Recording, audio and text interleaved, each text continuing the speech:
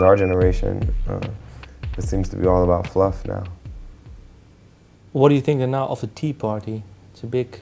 Yeah, it's hard to know what to think about it because they have a bunch of kind of ideas that don't make sense together.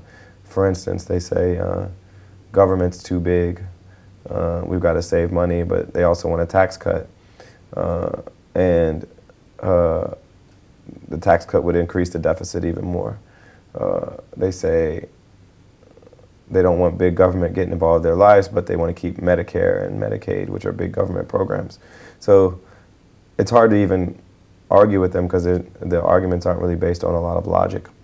And then there's been a lot of also some nasty rhetoric coming from them regarding race and anti-immigrant rhetoric, and it's been very unfortunate for the country, I think.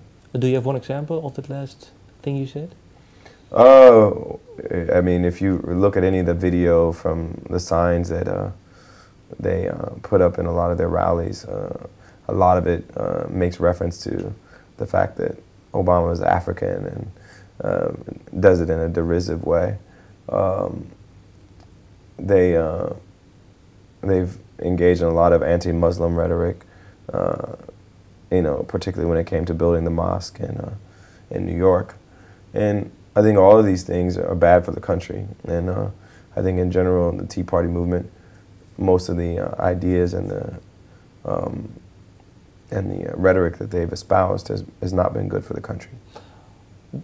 Don't you think that maybe 2 years ago, when Obama was really, well, he was the hope of many people, even in Holland, were hopes too high maybe? That I think people are unrealistic about what a president can accomplish, because when you come into office, you can't just say this, and this are going to happen. You have to be able to convince 60 out of 100 senators and 218 out of 435 Congress people to agree with you. And that is no small feat. That's a difficult feat, particularly when you have an opposition that demonizes everything you do and says you're trying to destroy the country. So any accomplishments he was able to make, which I think were quite significant, were done with a lot of opposition. And there are a lot of people on the left that wish he did more, but given the opposition that he faced, I doubt that he could have done much more in the past 18 months. Do you think he will get a second term? Yeah, I think he will. Because when people look at the alternative that the Republicans are offering, I think they'll realize that Obama is much better. Will you campaign for him again? Absolutely. Do you still talk to him? Yeah. What's the last time you spoke to him?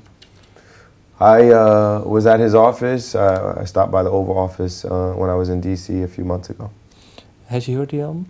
We just sent it to him, so hopefully he's listening to it now. What do you think his favorite song will be? Who knows? you know him? I have no prediction. I don't know him that well. Okay, that's good. Well, you also will be touring this album.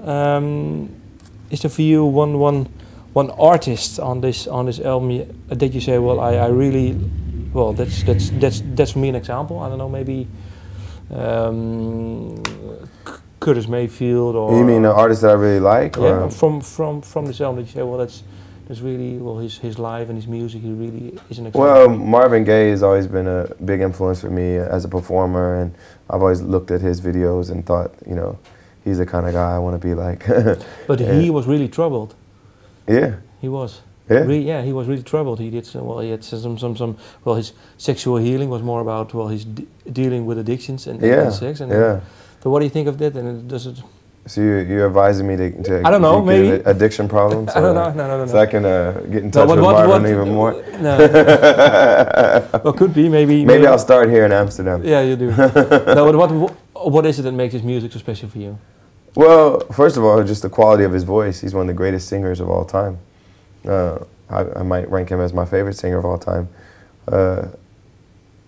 He was able to be silky smooth when he wanted to, and also be really passionate and filled with, you know, angst and pain.